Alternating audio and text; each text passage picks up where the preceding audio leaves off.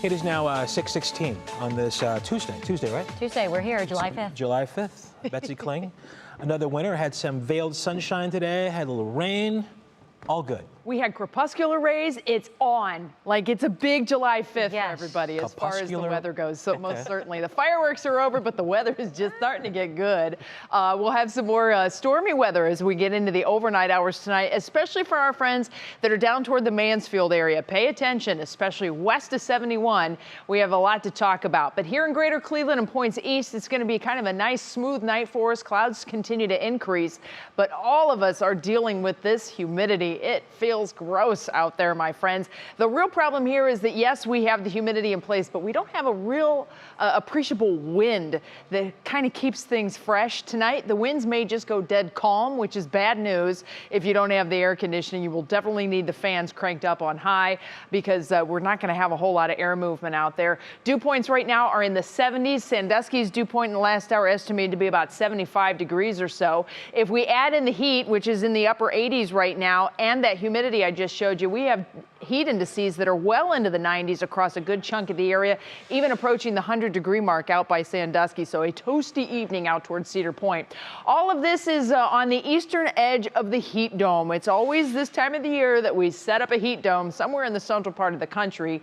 This is basically a big bubble of heat that acts to kind of divert all of the air around it. So you end up getting this, the ring of thunderstorms that goes around this heat dome. That's also known as the ring of fire. A lot of fancy terminology there, but basically what happens is thunderstorms love to have a boundary to work with. They love that collision of air masses, and so they're kind of riding right along where that heat and humidity is pumped in, and then you get a little bit of the extra energy coming out of the cooler air that's to the north. So we have the heat, we have the humidity, and the humidity is really kind of amplified, not only here at the surface, but we start to talk about the entire water column above us, and we have a lot of moisture that is sitting here.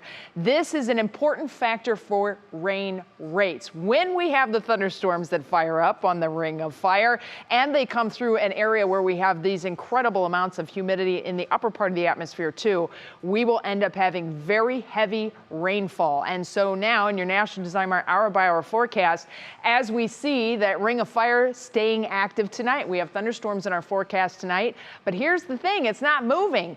And so we will do it all over again tomorrow night. And then once we get into Friday, you can see things look a little bit different. And that's because we will have a cold front coming through. Once the cold front comes through, we get rid of the ring of fire and things feel a lot better. Look at the change in the dew points that we are expecting. So very muggy all the way through Friday. Here comes the cold front. And there goes the humidity. So we've got a long way to go. Now let's talk about the thunderstorms tonight.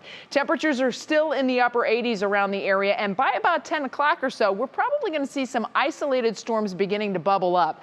Then we start to get the remnants of storms firing off to the west of us that are riding the ring of fire. So areas west and southwest, you may end up having stronger storms than areas farther to the east as we get into the overnight hours tonight.